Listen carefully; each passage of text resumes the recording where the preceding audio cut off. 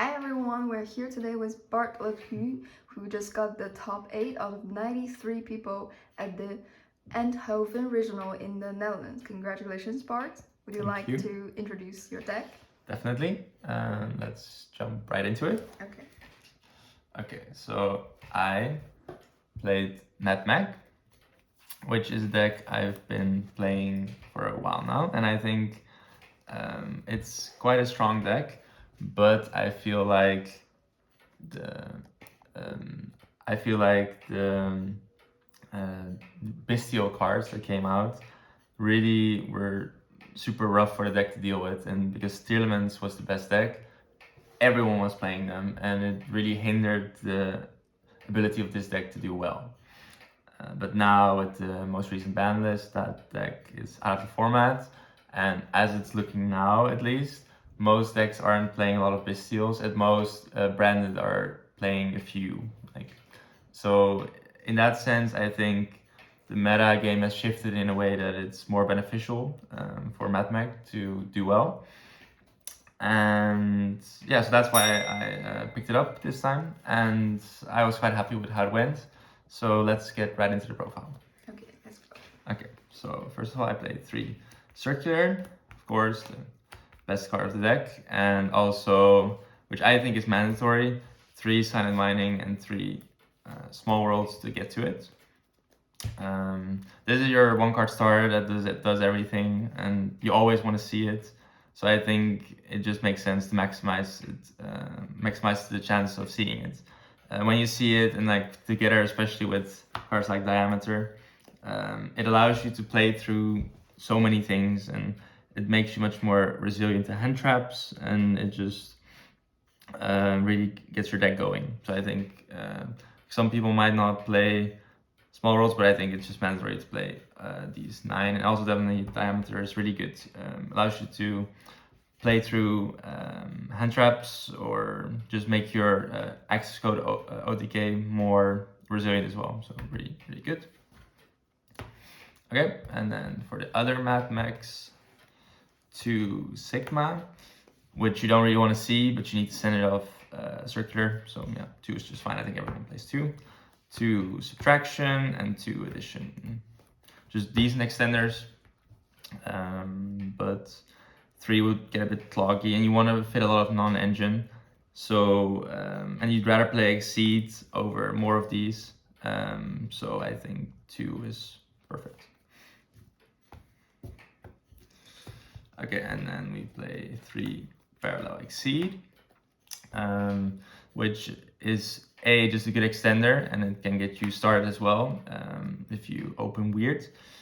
And it also fulfills the role of being the bridge for small world between all your Mathmechs. So for example, if you want to go from Addition to Circular, then Exceed is what gets you there. So yeah, it's important and just a good card. The games I played today, where I was going second and I had to play through, for example, a Sword Soul board with Jishao and Sword Soul Trap and a Baron, then often it would involve this card because it just allows, it just gives you that one extra push that you need to then play through their things.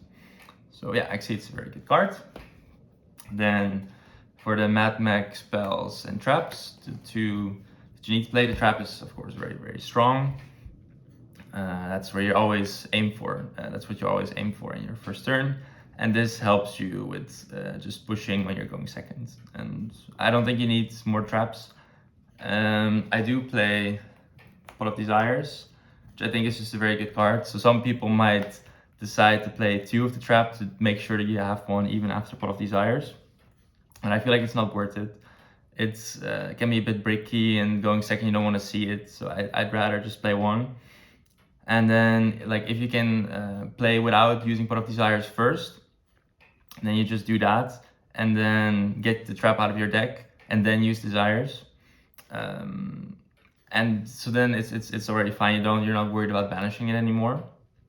And for example, if your hand is bad and you can only play with Pot of Desires, and you're worried that you might banish the trap, then the theory for me is, if I'm activating Pot of Desires in that situation, then my hand is so bad that I can't play without it. So then I would have lost anyways if I didn't use the Pot of Desires. So then it's just, this is the card that helps me play potentially. And sure, it might hit it and then it'll be bad, but it's, I think, worth it because the chance is bigger that you get to play with it and still have it in deck. So I think it's just, people might be scared, but I think it's not needed. It's just that extra bit of consistency. And it's also, for example, if you are playing and you already resolved your heat soul and you're already drawing, and then you draw this, or you already have this, and you draw 2 more, it just gets you into your non-engine. It's really strong, and then if you do that, you basically can't lose. So I think it's quite strong. So yeah, that's then for the non-engine, which I played 15 of. Triple Ash Blossom, just super strong card right now. It's just the best card you can have against branded, and it's really good. No way you don't play 3. Also stops Book of Eclipse, which is quite popular, and just good all around. So just very strong. Triple Veiler, which wasn't bad for me at all, but this is probably the most the card that people might not play in this list. You need at least 1 for small world bridges, but this you could also play, for example, Book of Moon, which I didn't play in this list, and I think it's actually an interesting option. So I'm also playing Triple Nibiru, which I think is also something that might not be amazing. Like, again, it was quite good for me now, but if everyone is doing the Arise Heart combo with just 4 summons and this doesn't do anything, so then you'd rather maybe have something just simple like Book of Moon that always works. And it's also just a very good card going first against Kashtira. So maybe some amount of these cards could be Book of Moons, but the nice thing about these cards is that you can draw into them with your Heat Soul, even with your second draw of Heat Soul, which you can't do with, for example, Book of Moon. So, if you start, these can bridge you into your circular, while Book of Moon can't. So it's also another thing to consider, but it wasn't bad, so I think it's fine. And Triple Imperm, very good cards, and 3 Book of Eclipse, which is also very strong. Just your main tool of, besides all these, of going second against especially the bigger Kashtira board. I feel like you need a lot of non-engine in this, because the first turn Kashtira board, you just lose to Arise Heart, so you need to open some combination of these going second. And I think playing 15 and playing even more on the side does help you accomplish that. So I think, yeah, it's needed to play this many. And they work quite well. Okay, that was it for the main deck. Right. So then now we're gonna go into the extra deck. Yes. Okay, so I'll go through this a bit quicker, because I think this is, for the most part, quite standard. I'll only explain a few things that are different. So 1 Cyber's Wicked, 1 Heat Soul, which is the card you play for this for your first turn. I don't play the bigger Cyber's package, because I feel like in this format now, with Kashtira banishing cards from your extra deck in their opening play, you don't have, you need to play certain extra deck cards at 2 to prevent it from really hurting you. So then with that combo, you don't have enough space for everything you'd like to play 2 of. So then just going for simple Heat Soul pass, basically, I think is better. So that's what this build aimed for. Yeah, so 1 Heat Soul, but you still can play the IP and the Appaloosa, which you can make, especially if you open Parallel Exceed, but even so then you make Decode, you make Heat Soul plus IP, and also with some other hands, but basically, yeah, so that's also pretty good. And then just the 1 Splash Mage, the 1 Update Jammer, and the 1 Transcode. So that's for the standard cyber slings, and then of course 2 Alan version, just solid card, just gets you started. 2 is standard. Then 2 of Laplacian, which often you would play 1, but I think I wanted to play 2 because of the Koshira with Mind Hacker and with Unicorn. So yeah, it was good. And 2 Lingaribo, which in general is just a strong card in this deck. And having 2 actually already came up even in a non-Kashtira matchup, but especially against Kashtira if they're going for the Ibli line and locking you in that sense, you want to be able to have the second Lingaribo to play around that. So yeah. And lastly, 2 access codes. I printed this one out because I borrowed the other one and I had to give it back. But this card is just your main OTK enabler and just a very strong card. So yeah, I think it was good to list the extra deck as well. What I actually disliked about Mathmech before with the other build, that sometimes I would run out of steam and I wouldn't have something to do anymore. But now with the 2 of these and 2 X codes, you always have like another push in your deck, which actually, so that's not the main reason why I played it, but it was a nice feeling knowing that you always could yeah, have another push. So that was good. Then last bit, the side deck. Okay, so triple gamma with driver. I think these cards are a bit undervalued right now.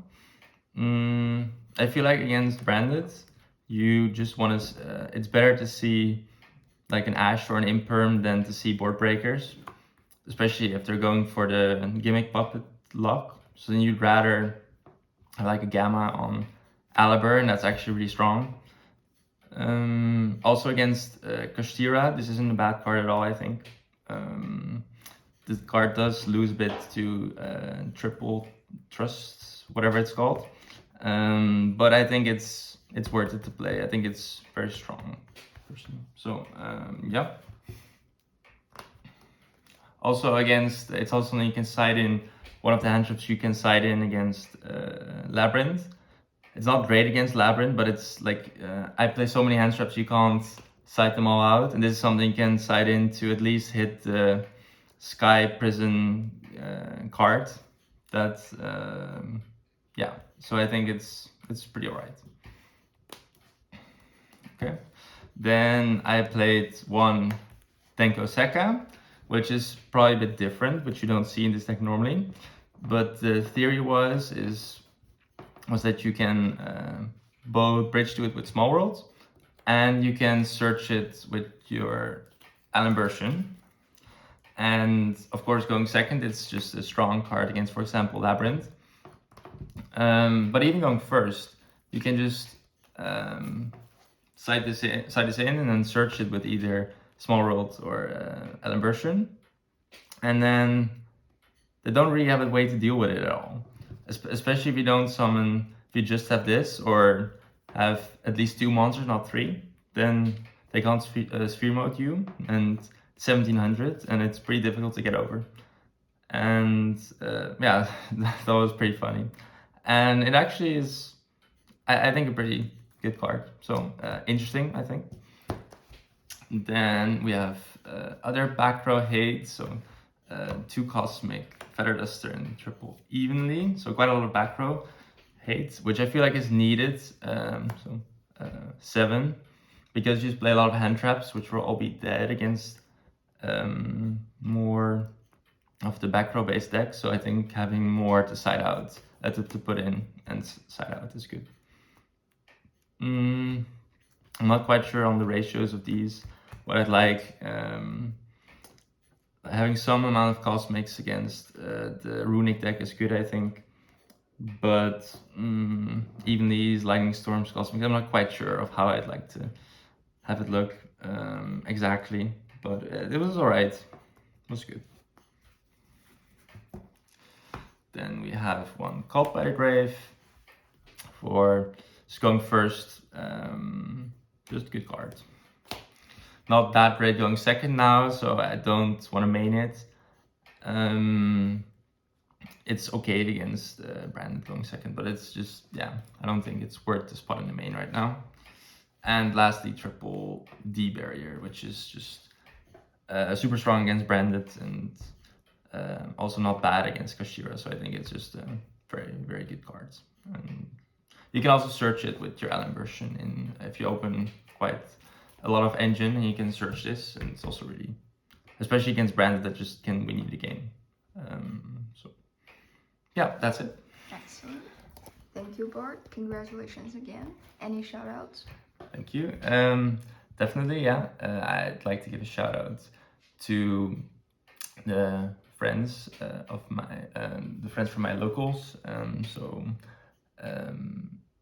Danilo, especially because I always test with him, and because he also borrowed me some cards, and in general always really insightful to test with him, and I think we both learn a lot from it. Then also the other friends that traveled to the event with me, and I also like to give a shout out to my team, Frozen Card Gaming, of course, and lastly, I'd also like to give a shout out to my girlfriend, who is now filming his profile for me and is always very supportive. So yeah, that's it. I'm quite happy with my performance. I mean, it's just a regional, but it still was fun, and I liked the deck. And, yeah, curious to see how how the format will develop further. If it's just gonna stay how it's now, just Kashtira being best deck, or if something else will pop up, which will be interesting. But yeah, we'll see about that. So. All right.